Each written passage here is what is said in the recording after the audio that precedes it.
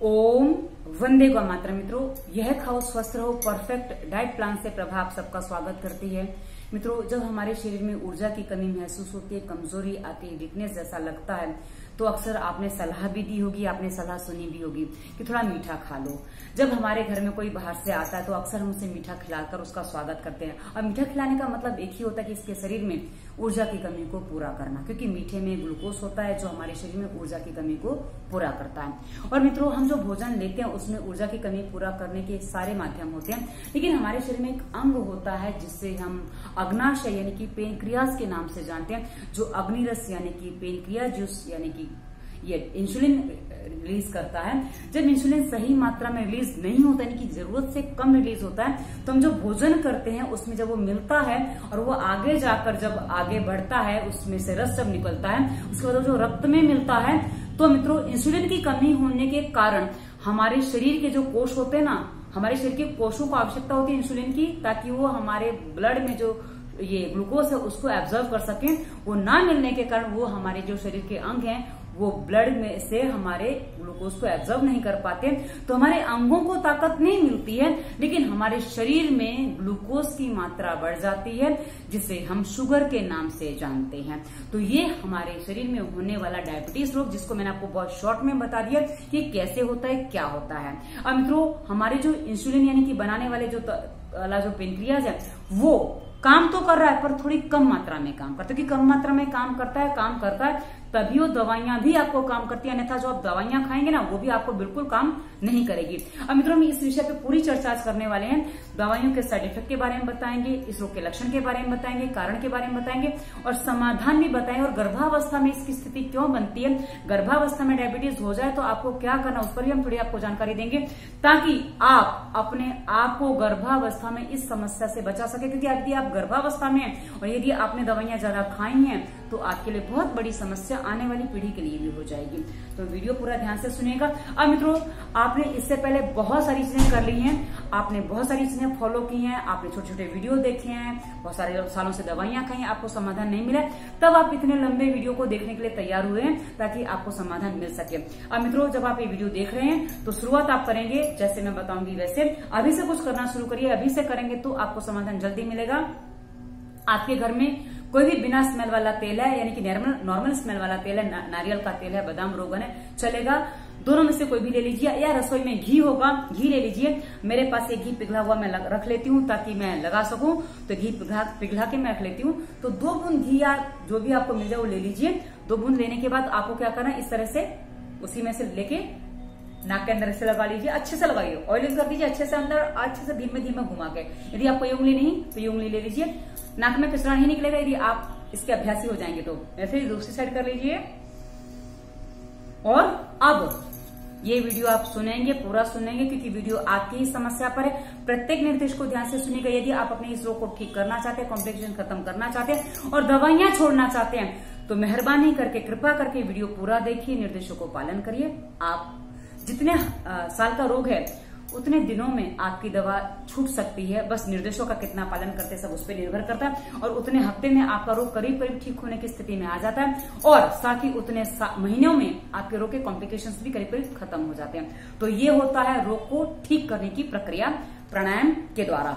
चलिए मित्रों, अब हम आपको आगे बताते हैं कि इस रोग में सबसे पहले होता क्या है। मित्रों, मैं एक पहले डायबिटीज कितने लेवल पे होता है वो मैं आपको बता दूं, क्योंकि जो इसके बारे में मुझे जानकारी मिली है बहुत ही घातक भी है और बहुत ही समझने वाली भी है, चौंकाने वाली भी है।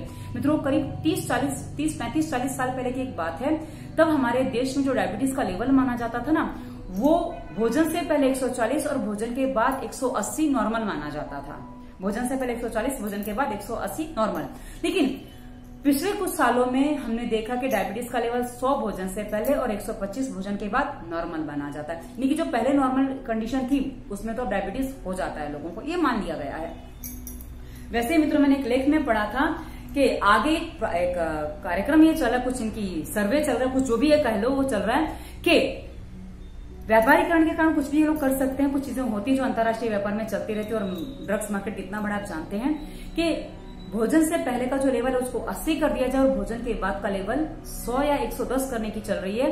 तो मित्रों, यदि ऐसा हो गया तो भारत के कितने सारे लोग डायबिटिक हो जाएंगे ये आप समझ सकते हो, और कितने सारे लोग कैसे बीमार हो जाएंगे वो भी आप समझ सकते हैं। अब मित्रों, यदि आपको कोई रोग नहीं है और आप उसकी दवा खाते हैं तो उस रोग के लक्षण आपके बॉडी में आ जाते हैं और उसके साइड इफेक्ट भी आपका बॉडी झेलता है। क्योंकि मैंने कई बार बहुत से लोगों को जो कहते हैं कि हमें बॉर्डर पे रोग है, हम उसको कहते हैं दवाइयां बंद कर दो और आप ये परहेज करो, थोड़ा सा परहेज कर लो, आपको कुछ नहीं होगा, और बोलते अब हमें अच्छा लग रहा है। पर वही बॉर्डर लाइन पे जब दवाइयां डॉक्टर चालू कर देता तो कई बार आपके लिए गड़बड़ हो जाती है। अब मित्रों, इसकी दवाओं के जो साइड इफेक्ट है पहले आपको मैं वो बता दूं ताकि आपको आगे की बातें अच्छे से समझ में आ सके। मित्रों, इसकी दवाइयां खाने के बाद डॉक्टर अक्सर कहता है कि लीवर और किडनी चेक करवाते रहिए, क्योंकि लीवर और किडनी ये दो अंग है ना, ये डायबिटीज की दवा से बहुत जल्दी इफेक्ट में आते हैं और ये बहुत जल्दी कमजोर हो जाते हैं। आंखों में क्या होता है, मोतिया आ जाता है, आंखें कमजोर हो जाती हैं, धुंधला दिखने लग जाता है, ये काफी प्रॉब्लम्स हो जाती हैं। और किडनी में जो केमिकल्स जम जाते हैं जिसकी वजह से हमारे खून में भी मिल जाते हैं, और खून में केमिकल मिलने के कारण हमारे शरीर का संवेदन तंत्र यानी कि हमारा जो नर्वस सिस्टम है वो कमजोर हो जाता है। जब नर्वस सिस्टम कमजोर हो जाता है तो हमारी संवेदनाएं कम हो जाती है, जिससे हमारे सोचने समझने की शक्ति कम हो जाती है। और ये हमने थायराइड की वीडियो में भी बताया है कि आप जब ये डायबिटीज, थायराइड और ब्लड प्रेशर की गोलियां जो खाते हैं ना, उससे आपके हमें पॉइंट्स नहीं मिलते। हम जब पॉइंट दबाते हैं हमें पॉइंट नहीं मिलते हैं, तो हमें पता चलता है कि नर्वस सिस्टम आपका कमजोर हो गया है, जिससे आपको डिप्रेशन तक की समस्याएं घेर लेती है। क्योंकि नर्वस सिस्टम कमजोर है तो ब्लड सर्कुलेशन ठीक से होता नहीं, और दवाइयां खाते खाते भी आपको गैंग्रीन और शरीर में कालापन आना और वो सुन्न हो जाना और उस अंग में महसूस ना होना, ऐसी समस्याएं बहुत सारी हो जाती हैं। तो मित्रों, इसकी दवा के साइड इफेक्ट है। और साथ ही एक बहुत बड़ी समस्या होती है कि आपको रोग प्रतिकारक क्षमता भी कम हो जाती है, क्योंकि सेंसेशन नहीं कम हो जाते हैं और दवाइयां लगातार खा रहे हैं और आजीवन दवाइयां खानी है। वही कहा जाता है कि आपको हमेशा दवा खानी है। तो ऐसी स्थिति में नर्वस सिस्टम कमजोर होता है तो रोग प्रतिकारक क्षमता कमजोर होना बहुत ही स्वाभाविक हो जाता है। अब मित्रों, हम आपको बता दें इस रोग के लक्षण क्या हैं। मित्रों, लक्षणों में सबसे बड़ा और सबसे पहला जो लक्षण आपको बता दें, इस रोग में प्यास अधिक लगती है, पेशाब भी अधिक होती है, दोनों होते हैं। और पेशाब में गांव में तो ये जानने का तरीका होता था, यदि पेशाब में चींटे लग गए हैं तो समझो इसको मधुमेह हो गया है, ये कहा जाता था। और वहीं मित्रों, इतनी प्यास लगने के बाद भी मुंह सूखा सूखा बना रहता है, यानी कि मुंह में हमेशा प्यास लगी है ऐसा ही महसूस होता है। और मित्रों, उसके बाद हमारा जो नर्वस सिस्टम गड़बड़ होता है, जो मैंने पहले ही ऊपर आपको बता दिया, वो नॉर्मल में भी होता है, दवा खाने के बाद भी होता है, दोनों स्थिति में बनता है। तो जब वो होता है, नर्वस सिस्टम जब गड़बड़ होता है, तो मित्रों हमारे शरीर में संवेदनाएं कम हो जाती हैं, हमें कुछ चीजें महसूस नहीं होती हैं, और साथ ही इसी कारण से घबराहट, बेचैनी, चक्कर आना और अनइजीनेस होना स्वाभाविक बन जाता है। और इसी के साथ जब ब्लड सर्कुलेशन ठीक से नहीं होता है तो सुन्न होना, हाथ पैर सुन्न होना, पार्ट सुन्न होना, और रोग में शरीर में चमड़ी में खुजली, जलन, चुभन, आंखों में जलन, चुभन, ये सारी समस्या हमारे साथ खड़ी हो जाती है। दवाओं के बाद भी होती है और पहले भी होती है। ये दोनों स्थितियों में हमारी स्थिति बन जाती है।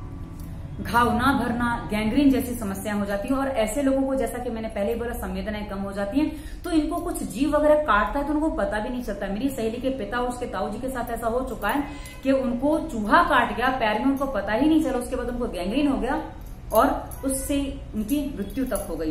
तो मित्रों, इस तरह से इन लोगों को बहुत कुछ संभालना पड़ता है। जल्दी कोई बड़ा ऑपरेशन नहीं करवा सकते, क्योंकि ऑपरेशन करवाने में घाव जल्दी ना भरने की समस्या होती है। इनको कोई छोटा मोटा कीड़ा मकोड़ा भी काट जाता है तो घाव बनने में बड़ा डर लगता है कि कब बढ़ जाएगा, पता नहीं चलता।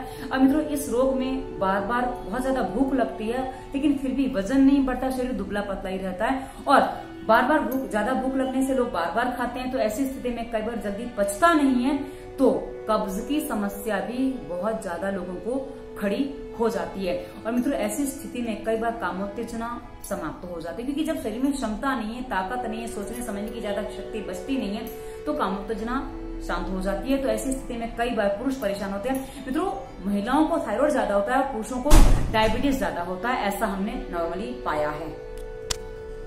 एक बात और बता दूं मित्रों, जब आपको ये समस्या होती है, दवाइयां खाते हैं, दवाइयां तभी काम करती हैं, आपका डायबिटीज टाइप 1 हो, टाइप 2 हो, उससे कोई फर्क नहीं पड़ता, क्योंकि थोड़े से लक्षण में आगे पीछे होता है तो उसका टाइप बदल जाता है। वैसे सामान्यतः कहा जाता है 20 साल से कम उम्र के बच्चे को डायबिटीज होता है, व्यक्ति को डायबिटीज होता है तो उसको टाइप 1 कहा जाता है, बाद में टाइप 2 कहा जाता है। अब दवाइयां खाते खाते जब दवाइयां काम नहीं करती हैं तो इंसुलिन पे आना पड़ता है, यानी कि इंजेक्शन लेना पड़ता है। पर मित्रों, एक बात आपको बता दूं, इंजेक्शन लें चाहे गोली खाते हो, कोई भी चीज लेते हो, आपको तभी काम करेगा जब आपके बॉडी में जो आपका अग्नाशय है उसमें से भी थोड़ा बहुत मात्रा में इंसुलिन बनेगा तो ही आपकी दवाइयां काम करेंगी, अन्यथा ये दवाइयां काम नहीं करेंगी।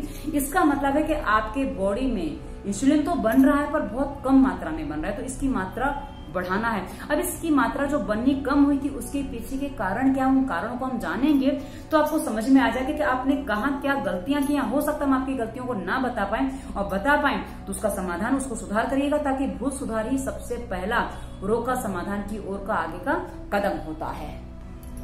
कई बार ये समस्या आनुवंशिक होती है। आनुवंशिक यानी कि आपकी पीढ़ी दर पीढ़ी चली आ रही है, आपके जीन्स में यानी कि आपके खून में ये चीज समा गई है। तो मित्रों, यदि आप इसके कॉम्प्लिकेशन खत्म करना चाहते हैं, कभी शुरू हुई होगी, तो आप चाहें तो इसके अपने निर्देशों का जो हम देंगे पालन करके आप अपनी आने वाली पीढ़ी को ये समस्या ना दें, आप ये काम कर सकते हैं और आने वाली अपनी पीढ़ियों को आप इस समस्या से बचा सकते हैं। वैसे मित्रों, कई बार कुछ लोग बचपन में सर्दी, खांसी, जुकाम, बुखार आदि की दवाइयां ज्यादा खाते हैं, बच्चों को खिलाई जाती हैं, बीमार हो तो क्या करें, दवाइयां खानी पड़ेंगी।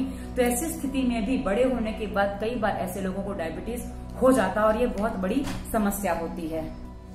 कई बार माँ जब गर्भवती होती है उसको कुछ तकलीफ होती है तो दवाइयां खा लेती है, उस दवाइयों के साइड इफेक्ट के रूप में भी कई बार डायबिटीज गर्भावस्था में आ जाता है। अब मित्रों, यदि आप महिला हैं, महिलाओं को गर्भावस्था रहती है, यदि गर्भवती हैं और आपको समस्या है तो सबसे पहले आप एक काम करिए, हमारी प्लेलिस्ट गर्भावस्था की वीडियो देखिए, उसके निर्देशों का पूरा पालन करिए, ताकि आपको ये समस्या आगे ना बढ़े। और आप यदि निर्देशों का पालन करेंगे और गर्भावस्था में आपकी डायबिटीज आई है तो आप चिंता मत करिए, आपको आगे इसके कॉम्प्लिकेशन नहीं झेलना पड़ेंगे। निर्देशों का पालन करिए, आप अपने आप को ठीक कर पाएंगे और आप नॉर्मल हो पाएंगे। बस निर्देशों का पूरा आपको पालन करना होगा। और मित्रों, यहाँ से आप सारी चीजों को फॉलो नहीं कर पाएंगे। वैसे इसमें हम जो चीजें बताएंगे, कुछ चीजें मैं आपको बता दूंगी, इसको आप फॉलो ना करें, क्योंकि औषधियां विशेष यहाँ से सेवन नहीं कर सकते, पर आप पॉइंट्स दबा पाएंगे, पॉइंट्स इसका अलग है। और उसके अलावा आप कलर थेरेपी भी ले पाएंगे और प्राणायाम कर पाएंगे। कपालभाति आप नहीं कर सकते, बाकी सारे प्राणायाम आप कर पाएंगे, मैं आगे आपको बता दूंगी। तो गर्भावस्था में यदि आप हैं तो आपको कुछ विशेष निर्देशों का पालन करना चाहिए और आपको कोई भी और दवाइयां सेवन नहीं करना चाहिए, ताकि आपकी गर्भावस्था अच्छे से बीते। और मित्रों, कई बार कुछ लोगों को गर्भवती होने के लिए और कई बार कुछ पुरुष भी पिता नहीं बन पाते हैं, ऐसी स्थिति में कुछ दवाइयां जो खाते हैं, उन दवाइयों के सेवन के कारण आपके जिन्स में इसके लक्षण आ जाते हैं। तो ये आपकी कमजोरी है, जो आपने गलती कर ली है, उसके कारण से बच्चे को या आपको भी डायबिटीज हो गया है। ये एक बहुत बड़ा कारण है। इसके अलावा मित्रों, खान पान, रहन सहन, आजकल हम देखते हैं कि अनियमित खान पान, जिसमें जंक फूड बहुत ज्यादा है, कोल्ड ड्रिंक है और ये जो हार्ड ड्रिंक है, जो भी आप शराब वगैरह, तंबाकू, अल्कोहल का सेवन करते हैं, ये बहुत बड़ी समस्या है मित्रों। इसके अलावा कलर, आर्टिफिशियल जो कलर होते हैं वो भी बहुत ज्यादा हार्मफुल होते हैं हमारे शरीर के लिए और हमारे पेनक्रियाज को डैमेज करने के लिए। और सबसे बड़ा जो कारण होता है ना मित्रों, पानी कम पीना, पेट का साफ ना होना, ये बहुत बड़ा कारण है। और हमारे शरीर में जब ऑक्सीजन की कमी हो जाती है, ऑक्सीजन की कमी कैसे हो जाती है, जब हम नाक से सांस नहीं ले पाते हैं, चलते चलते सांस जरा से में फूल जाता है, तो ऐसी स्थिति में हमारे शरीर में ऑक्सीजन की कमी हो जाती है, तो ये बहुत बड़ी समस्या होती है। और कई बार मोटापा तो हर रोग का घर होता है मित्र, तो मोटापा है तो इसमें कई बार समस्या हो जाती है। और हमने जैसा कि पहले कहा कि वजन नहीं बढ़ता है, लक्षण में हमने आपको बताया, पर कभी कभी प्रकृति के अनुसार वजन कम ज्यादा होता है। कभी कभी आप देखिए मोटे लोगों को भी डायबिटीज होता है, कभी बहुत पतले लोगों को भी डायबिटीज होता है, सामान्य को भी होता है, तो ये सामान्य स्थिति बनती है। तो ऐसी स्थिति आपके साथ है तो डायबिटीज होने का कारण ये बन जाता है। उसके साथ ही तनावपूर्ण जीवन शैली, मित्रों जैसा कि मैंने आपको बताया, ये एक राजरोग है, यानी कि राजा रजवाड़ों को होने वाला रोग है। अब राजा रजवाड़ों का जीवन कैसा होता है, जिसमें वो श्रम कम करते हैं, कि मेहनत कम करते हैं, वो कसरत कर लेंगे पर नॉर्मल मेहनत नहीं करेंगे। तो उनको ये लगता है हमने इतना सारा व्यायाम किया, तो उनको एक व्यायाम का वो बहुत ज्यादा एक कहते हैं ना प्राउड जैसा फील होता है, पर वो नॉर्मल व्यायाम नहीं होता है, यानी कि उनका वो मेहनत नहीं है। श्रम और व्यायाम में दोनों में थोड़ा अंतर होता है। श्रम हमारे जीवन में रच बस जाता है, जो हमारे जीवन शैली का तरीका होता है। व्यायाम हमने कभी किया कभी नहीं किया, व्यायाम ऐसा होता है, तो उसके कारण भी होता है मित्रों। और साथ ही जो बैठा जीवन जीते हैं, खाने पीने में जरा ज्यादा ही कुछ खाते पीते हैं, तो ये समस्या बढ़ जाती है मित्रों। और साथ ही जब राजे रजवाड़ों को, जिनके पास पैसा ज्यादा होता है, उनको तनाव भी ज्यादा होता है, तो ऐसी स्थिति में ये रोग होना बहुत ज्यादा स्वाभाविक हो जाता है। अब मित्रों, हमने आपको इसके मोस्टली कारण बता दिए हैं। लेकिन इसके अलावा आपके पास कुछ और कारण भी हो सकते हैं, जैसे किसी किसी को नींद ज्यादा आना, कम आना, कारणों में ये भी, लक्षणों में भी आता है, कारणों में भी आता है, और समाधान के रूप में भी हम इसी को लेंगे। अब हम आपको इसके समाधान की तरफ ले चलते हैं। समाधान में आपको सबसे पहले क्या करना है मित्रों, सबसे पहले तो आप अपने मस्तिष्क को शांत करिए, क्योंकि आप एक बात जान लीजिए, आप जिस चीज के कारण तनाव में आ गए, जिस कारण से आप तनाव में आ गए, क्या आपके तनाव करने से कोई चीज ठीक हो रही है? यदि नहीं हो रही है तो आपको तनाव नहीं करना चाहिए।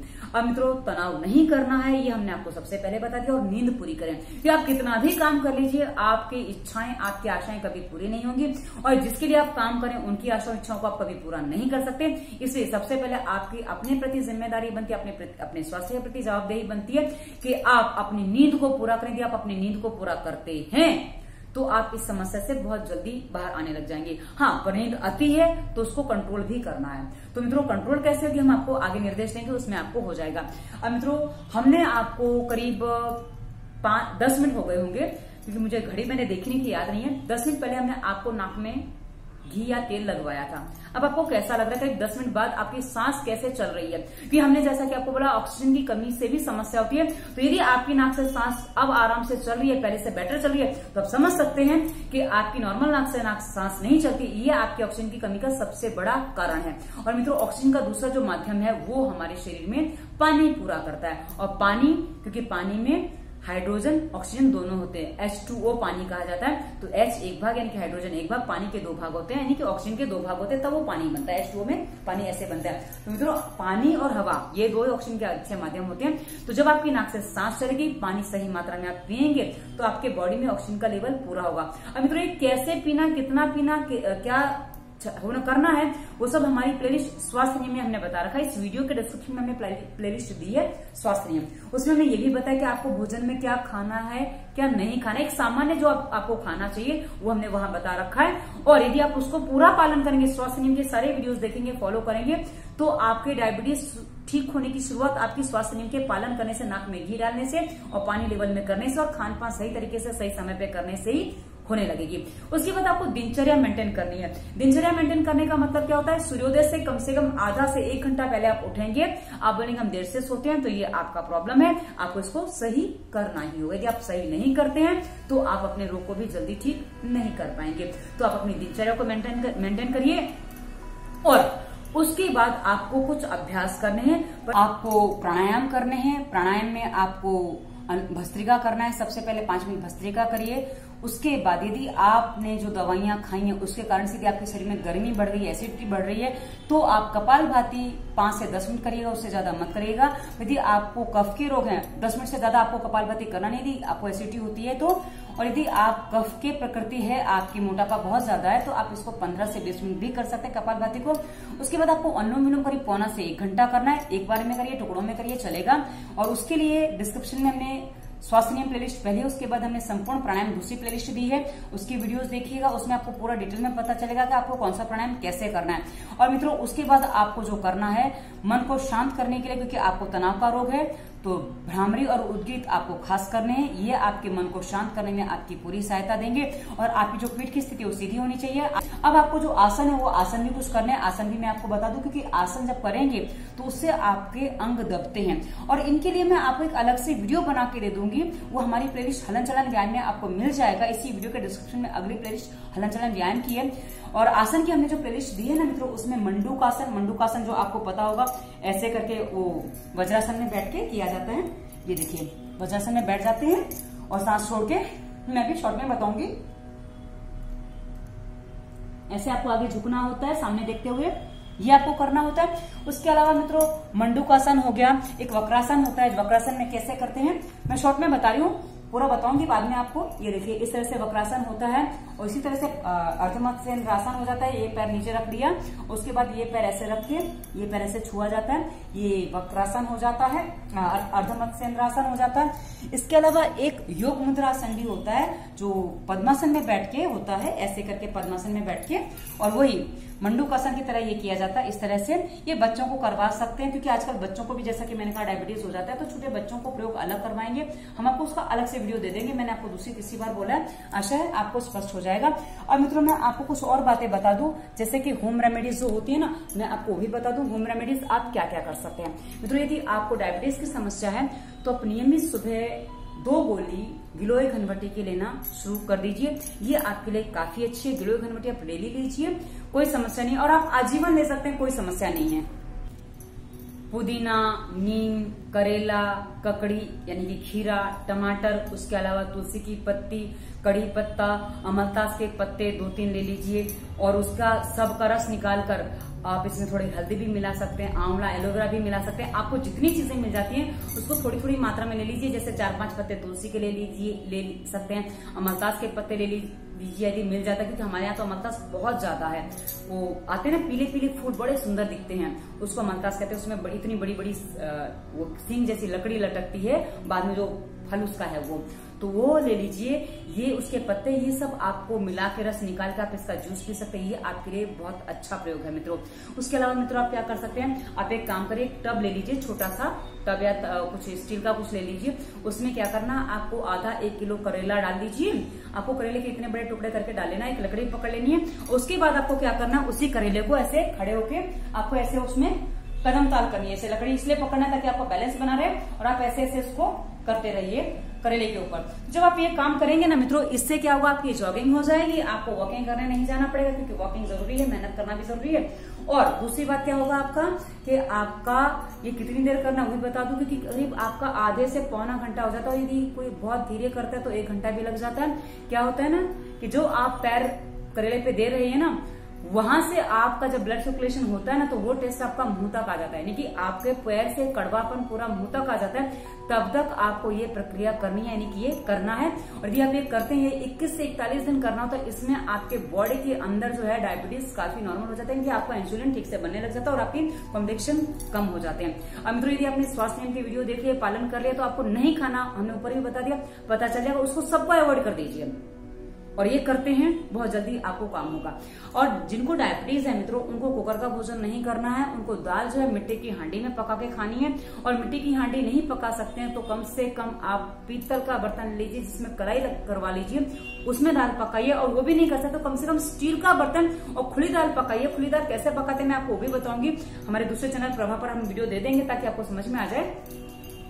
अब आगे बढ़ते हैं मित्रों, कि आपको जो आटा खाना है ना, आटा कौन सा खाना है। आटा जो आप खाएंगे, 2 किलो गेहूं ले लीजिए, 2 किलो उसमें जौ मिला लीजिए और 1 किलो इसमें चना मिला लीजिए। ठीक है, 2-2 1 हो गया। और आधा किलो इसमें चाहे तो आप अलसी भी मिला सकते हैं। और ये जब आटा आप मोटा पिसवाइए, ये मोटा पिसा हुआ आटा आप खाएंगे, ये आपके डायबिटीज को कंट्रोल करेगा, आपके पेट को साफ करेगा। क्योंकि जैसा कि मैंने कहा, बार बार भूख लगती है, खाना खाने का मन करता है, खाना ज्यादा खाते तो वह आपको समस्या हो जाती है कि आपका पेट साफ नहीं होता है।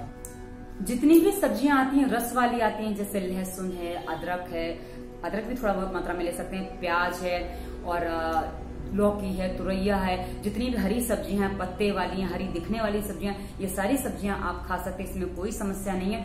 फलों में आप जितने विटामिन सी के माध्यम होते हैं वो सारे फल आप खा सकते हैं, लेकिन आप अंगूर नहीं खा सकते, आप सेब नहीं खा सकते, केला नहीं खाना है, चीकू नहीं खाना है, क्योंकि ज्यादा मीठे और सिर्फ मीठे फल हैं। बाकी फल आप खा सकते हैं, संतरा, मौसमी और खरबूजा, ये सब आप खा सकते हैं, इसमें आपको खाने में समस्या नहीं है। और आप खजूर नहीं खा सकते, खजूर बहुत मीठा फल होता है, ये फल भी होता है और उसके अलावा सूखा भी होता है, पर वो आप नहीं खा सकते, उससे आपको समस्या हो सकती है। और मित्रों जामुन जो होती है ना मित्रों, जब ऋतु आती है तो जामुन आप भरपूर खाइए, दिन में आप 100 से 250 ग्राम तक जामुन खा सकते हैं। और जो जामुन खाने के बाद जो गुठली बचती है ना, उसको आप फेंकिए मत, उसको क्या करिए, उसको धूप में धो के सुखा लीजिए, उसके बाद उसको पीस के चूर्ण बना लीजिए, पाउडर बना लीजिए। ये आप सुबह शाम खाली पेट सेवन करेंगे, इससे आपकी डायबिटीज बहुत अच्छे से कंट्रोल में हो जाती है। और डाइट में आपको दूध लेना है, दूध की चीजें आप खा सकते हैं, पर हाँ पनीर वगैरह आप नहीं खा सकते। आप दही पी सकते हैं, दही खा सकते हैं, कभी कभी छाछ खा सकते हैं। आप मूंग की दाल रेगुलर खा सकते हैं, पर बाकी दालें खानी तो 3-4 दिन में एक बार खा लीजिए। जैसे 3 दिन आपने मूंग की दाल खा ली तो उसके बाद 1 दिन चने की दाल खा ली, 3 दिन मूंग की दाल वापस खा ली, फिर 1 दिन आपने अरहर की दाल खा ली, फिर 3 दिन मूंग की दाल खा ली, फिर आपने चौथे दिन आपने उड़द की दाल खा ली। जो आपको खाने का मन करे वैसे आप खा सकते हैं। उसके बाद 3 चने की मूंग की खा के फिर वापस आपने राजमा खा लिया। तो ऐसे आप यदि सेवन करते तो आपको समस्या नहीं आती, जल्दी समस्या नहीं आती है। और मित्रों यदि कुकर में भी भोजन बनाना पड़ता है तो एक काम और कर सकते हैं। कई बार कुकर का खाना नुकसान करता है, पर हमने एक तरीका निकाला है कि उसमें कुकर में पकने में समय पूरा लगता है और साथ ही आपका जो मानसिक संतुलन जो उसमें होता है वो बना रहता है कि आप भी सीटी मत बजाइए, आप उतना समय दे दीजिए। आप जल्दबाजी में जो कुकर लगाते हैं ना, वो जल्दबाजी मत करिए, उस चीज को आराम से कुकर में पकने दीजिए ताकि उसके पोषक तत्व उसको मिल सके। मित्रों डायबिटीज के लिए सबसे अच्छा एक इलाज और माना जाता है जिसे हम मेथी के नाम से जानते हैं। और मित्रों मेथी खाना अच्छा होता है डायबिटीज के पेशेंट के लिए, क्योंकि मेथी जो है ये जो शुगर है, मीठे का रोग है, तो इसमें कड़वा और कसेला ज्यादा दिया जाता है। तो जो जामुन है वो कसेला रस होता है, उसमें कटहल और कसेला और मीठा दोनों रस होता है। उसकी जो गुठली होती है पूरी तरह कसेली होती है। आंवला भी कसेला होता है, जो हम पहले आपको रस में बता चुके हैं, रस आंवले का भी मिलाना है आपको, तो वो भी आप ले सकते हैं। पर अब मेथी जो आती है ना मित्रों, मेथी में आपको क्या करना है, मेथी आप रात को भिगा दीजिए, सुबह उसका पानी पीना है, पानी पी लीजिए, मसल के खानी मसल के खा लीजिए। नहीं तो आप एक काम करिए, उसको मसल के उसको थोड़ा सा आटा डाल के रोटी बना लीजिए और उस रोटी को आप दही के साथ, दही में हल्का सा उसको मथ दीजिए, पानी डाल के मथ दीजिए, क्योंकि आप नमक आपको मिलाना पड़ेगा, आप मीठा नहीं मिला सकते हैं और दही में मीठा मिलाया जाता है, नमक नहीं मिलाया जाता। तो आप उसको क्या करेंगे, थोड़ा सा पानी डाल के मथ दीजिए, हल्का हो जाएगा, थोड़ा मट्ठा जैसा बन जाएगा, उसके साथ आप ये रोटी खा सकते हैं। इसमें आप चाहें तो हल्का सा जीरा, सौंफ और धनिया पाउडर ये सब डाल सकते हैं, पर मिर्ची नहीं डालें, मिर्ची आपके लिए नुकसान करेगी। और आपको भोजन के बाद सौंफ का सेवन करना चाहिए, ये आपके लिए काफी अच्छी है। और अलसी का चूर्ण भी आप खा सकते हैं, हमने अलसी वैसे आटे में ही बता दी, तो आप वो भी कर सकते हैं। तो ये आपको हमने कुछ चीजें बताई हैं। हाँ, आप सत्तू का सेवन कर सकते हैं, आप अंकुरित अनाज का सेवन कर सकते हैं, सब आपके लिए पथ्य हैं, अच्छा भोजन है, आप इसको सेवन करेंगे तो ये आपके डायबिटीज को ठीक करने में आपकी बहुत ज्यादा सहायता करेगा। अब मित्रों आपको मैं कुछ पॉइंट्स भी बता दूं, क्योंकि पॉइंट्स बताना जरूरी है। पॉइंट्स मैं पहले भूल गई थी, जब मैंने कैमरा नीचे लिया तो मैं पॉइंट्स बताना भूल गई। मैं आपको पॉइंट्स बता दूं, कलर थेरेपी बता दूं आपको क्या करना है। आप देखिए, सबसे पहले आपको क्या करना है, आपका जो पेंक्रियाज होता है ना, उसका पॉइंट कहाँ होता है मैं आपको वो बता दूं पहले, ताकि आपको समझ में आ जाए। ये नहीं है, ये बाहर, हाँ, ये जो हमारे हाथ में एक जगह होती है, ये इस जगह पे, ये आपको ऐसे दिखा दूं मैं करीब, ये जो है ना, ये हमारा पेंक्रियाज का हिस्सा माना जाता है इस जगह पे। तो आप आशा है देख सकते हैं, आपको पता चल जाएगा कौन सा हिस्सा है। ये जो लाइन होती है ना, इसके दोनों तरफ थोड़ा थोड़ा इधर माना जाता है। तो ये आपको पेंक्रियाज के जो पॉइंट है ना, जब आप प्राणायाम करेंगे ना, कपालभाति करेंगे, तो आप इसको ऐसे ऐसे दबा सकते हैं, इस तरह से ऐसे ये दबाइए, ये आपको काफी आराम देगा। जब आप ऐसे दबाएंगे, इस हाथ का दोनों में सेम पॉइंट है, आप ऐसे दबा सकते हैं दोनों हाथ के। पर एक दिन इस हाथ का दबाइए, दूसरे दिन इस हाथ का दबाइए, ताकि आपको आराम से दबाते बने। और मित्रों उसके बाद आपको मैं कलर थेरेपी भी बता दूं, ताकि आपको वो भी करने में आसानी हो और आप उसको भी कर सकें। तो चलिए, सबसे पहले मैं आपको पीला कलर कहाँ लगाना है वो बता दूं। पीला कलर 3 जगह लगाना। ये कलर लगाने की जरूरत नहीं है, मैंने आपको पॉइंट दिखाने थे इसलिए कलर लगाया, बाकी आपको कलर लगाने की आवश्यकता बिल्कुल भी नहीं है इसमें, और बस दिखाने के लिए मैंने लगाया है। अब पीला कलर जो है मित्रों, पीला कलर मैंने कलर लिया है, आप हल्दी भी ले सकते हैं, हल्दी थोड़ी गीली कर लीजिए पानी में, उसको भी आप लगा सकते हैं। तो आप कैसे करेंगे, हल्दी कैसे लगाएंगे, कहाँ लगानी है आपको, जो पहली उंगली है ना, पहली उंगली, ये इसके पहले ऊपर वाले पोटरे में, यहाँ आपको लगानी है हल्दी, ये इस तरह से, ठीक है, ये इस तरीके से, और वैसे यहाँ लगानी है आपको, ठीक है, फर्स्ट जॉइंट में। और उसके बाद एक हल्दी का पॉइंट आपको यहाँ भी देना है, इस तरह से, यहाँ पे। ये मैंने पीले कलर से दिया, पीला कलर दिखाई नहीं देगा तो आप देख नहीं पाएंगे, पर मैं आपको पूरा हाथ सामने रख के दिखा रही हूँ ताकि आपको समझ में आ जाए। तो आशा आपको समझ में आ गया होगा। पीले पॉइंट 3 लगाए हैं, कौन से, 1, 2 और 3। ओके, आई थिंक क्लियर हो गया आपको। और उसके बाद 2 पॉइंट लगाने हैं नीले, हाँ नीला ही है, नीले लगाने हैं 2 पॉइंट। एक पॉइंट लगाना है यहाँ पे जो आपके माथे के लिए है, और दूसरा पॉइंट आपको लगाना है यहाँ पे। ये मेरी उंगली थोड़ी टेढ़ी है, आप देख सकते हैं थोड़ी टेढ़ी है, क्योंकि मेरा बचपन में उंगली उसमें दरवाजे में चली गई थी, इसलिए टेढ़ी हो गई। किसी ने प्रश्न किया था आपकी उंगली टेढ़ी है क्या, तो मैं बता देती हूँ। हाँ, ये देखते हैं तो आप लोग प्रश्न करते हैं, तो वो दब गई थी उंगली, तो टेढ़ी हो गई है थोड़ी सी, ये है। और बचपन से थी, करीब कितने साल हो गए पता ही नहीं इसको मेरे को, करीब 40 साल हो गए हैं टेढ़ा होकर, तो अभी भी टेढ़ी है। अच्छा, उसके बाद एक लाल कलर और लगाना है मित्रों। लाल कलर आपको कहाँ लगाना है, ये जो उंगली है ना, इसके इस हिस्से में लगाना है, यहाँ पे, ठीक है। और यदि आपके पेट में गर्मी रहती है तो लाल रंग आप यहाँ नहीं लगाएंगे, और गर्मी नहीं रहती है तो आप एक लाल रंग यहाँ और लगाएंगे, इस तरीके से, इतना सा। ओके, और ये भोजन के 2 घंटे बाद लगा लीजिए, काम नहीं करना है रात को सोते समय लगा लीजिए तो आप लगा सकते हैं। और यदि आपकी आंखों में जलन हो रही है, आपकी आंखों में जलन है, तो आपको क्या करना है, एक काला पॉइंट आपको लगाना है। कहाँ लगाना है वो भी आपको बता दूं, काला पॉइंट जो है ना आपको यहाँ लगाना है। यदि आपकी आंखों में प्रॉब्लम होती है, आंखों में जलन चुभन होती है, तो आप क्या करिए, एक पेन जैसा कुछ ले लीजिए। पेन है ये मेरे पास, बड़ा पेन है, और ये मैं एक ले लेती हूँ, एक सलाई है मेरे पास। इसको क्या करना है आपको, ऐसे ऐसे इसी तरीके से आप यहाँ दबाइए, आंखों की प्रॉब्लम है। और दूसरा आप कहाँ दबा सकते हैं, आंखों का पॉइंट यहाँ भी होता है, यहाँ भी आप दबा सकते हैं। ये आपकी आंखों में यदि प्रॉब्लम आ रही तो उसको रिलीज करेगा, तो आंखों का जो डैमेज है ना वो आपका क्लियर रहेगा, तो आपको समस्या कम आएगी। तो ये आप ये पॉइंट दबा सकते हैं, और यहाँ पे ये आप ऐसे दबा दीजिए, ऐसे भी दबाएंगे तो चलेगा, कुछ पॉइंट वैसे ना मिले तो ऐसे भी दबा दीजिए और ऐसे दबा दीजिए। आपको शुरुआत में शायद पॉइंट ना मिले, यदि आपको दवा के इफेक्ट ज्यादा है, पर आप प्राणायाम करना शुरू करेंगे तो धीरे धीरे आपको पॉइंट मिलने लग जाएंगे, तो आप उसके बाद इसको दबा पाएंगे, समस्या नहीं आएगी। अच्छा, अब उसके बाद किसी किसी को पेशाब की प्रॉब्लम होती है, किडनी की प्रॉब्लम होती है, पेशाब में जलन होती है, तो उसके लिए हम आपको एक प्रयोग और बता दें। यदि आपकी किडनी भी आपको बचानी है, क्योंकि हमने आंखों का तो बता दिया कितनी देर दबाना है, 2 से 5 मिनट दबा सकते हैं, बाकी आपकी आवश्यकता कितनी उस अनुसार आप डिसाइड कर सकते हैं। वही किडनी का पॉइंट पे आपको कितनी देर दबाना है, 5-10 मिनट दबा दीजिए, दिन में 2-3 बार दबा दीजिए, बस खाना खाने के 2 घंटे बाद और 2-3 घंटे बाद, और खाना खाने से पहले कभी भी दबा सकते हैं, और करने के आधा घंटे बाद आप खाना भी खा सकते हैं। तो ये सारी समस्या का समाधान हो जाएगा आपका। और उसके बाद आपको क्या करना है, ये पेपर टेप है मित्रों, पेपर टेप ही लेनी है। आप इसमें विकल्प ना मांगे, कई बार आप बोलते हैं ये टेप चलेगी, वो टेप चलेगी, कोई टेप नहीं चलेगी, मात्र ऐसी सिंपल मेडिकल पेपर टेप ही चलेगी। उसको ऐसे काट लेना है, और क्या करना है, राजमा लेना है, 2 टुकड़े मुझे काटने, क्योंकि 2 साइड मुझे 2 किडनी होती है ना, तो 2 किडनी को लगाना पड़ेगा, तो 2 साइड लगाना पड़ेगा, तो ये हमने ले लिया। और मित्रों राजमा को आप जानते हैं कि इसको आकार जो है ना ये किडनी जैसा होता है, किडनी हमारी इसी आकार की होती है, तो ये आप समझ सकते हैं। तो आपको जो राजमा लगाना है, कैसे लगाना है, किडनी की प्रॉब्लम में भी हम ये बताते हैं, किडनी जिसकी खराब होती है उसको भी हम बताते हैं कि आप राजमा को ऐसे रख दीजिए, ये ऐसे आपको रख देना है। शायद मैंने टेप थोड़ा छोटा काट दिया क्योंकि मुझे अभ्यास में नहीं है, क्योंकि कभी कभी किसी को लगा, आजकल तो लॉकडाउन है तो अब से लगाया ही नहीं किसी को, पहले लगाते भी थे, अब तो बंद हो गया करीब करीब। तो ये देखिए, ये इस तरीके से लगा लिया।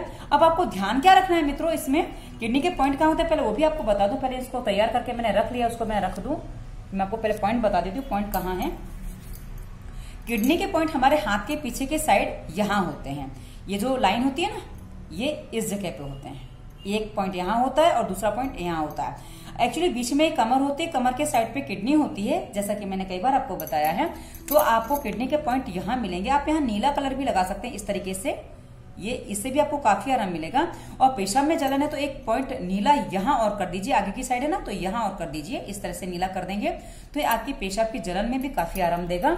और उसके बाद मित्रों जब आप ये पॉइंट लगाते हैं ना, किडनी थोड़ी ऊपर नीचे होती है तो इसलिए पॉइंट भी ऊपर नीचे आएंगे, और दोनों हाथ में सेम ही आएंगे, इस हाथ में भी वैसे ही आएंगे, और ये पॉइंट दोनों हाथ में सेम है। बस ये पॉइंट आपको, ये जो हाथ में बताया ना यहाँ, ये आपको लेफ्ट हैंड में ही करने हैं, पर बाकी ये है किडनी पॉइंट है, ये दोनों हाथ में आप कर सकते हैं। आशा आपको स्पष्ट हो रहा होगा, नहीं हो रहा तो दोबारा सुन लीजिएगा, पता चल जाएगा। अब आपको ये जो राजमा का दाना है ना, इसको कैसे लगाना है, ये जो इसका जो आंख है ना, देखिए आंख का जो हिस्सा है ना ये अंदर की तरफ रहेगा, क्योंकि हमारी जो किडनी होती है ना हमारे अंदर की तरफ ऐसे होती है। हमारी किडनी हमारे शरीर में कैसे होती है मैं आपको दिखा दूं कि आप इस दाने को देख सकते हैं दोनों को आराम से, कि दोनों अंदर की तरफ है ना, ये भी अंदर को तरफ, ये भी अंदर को है, पता चल रहा है आपको, आई थिंक क्लियर हो रहा होगा आपको। तो ये जो अंदर की तरफ है ना, अब इसको कैसे लगाना, ये अंदर की तरफ ही रहना चाहिए, और हमने इसको ऐसे दबा दिया, जो किडनी का पॉइंट है उसको ऐसे हमने रख के दबा दिया। और वैसे ही दूसरा दाना भी वैसे ही, देखो ये आंख अंदर की तरफ है, इसको हमने यहाँ पे दबा दिया, ठीक है। इस तरह से आपको ये दोनों दाने इस तरह किडनी पॉइंट पे लगा देने।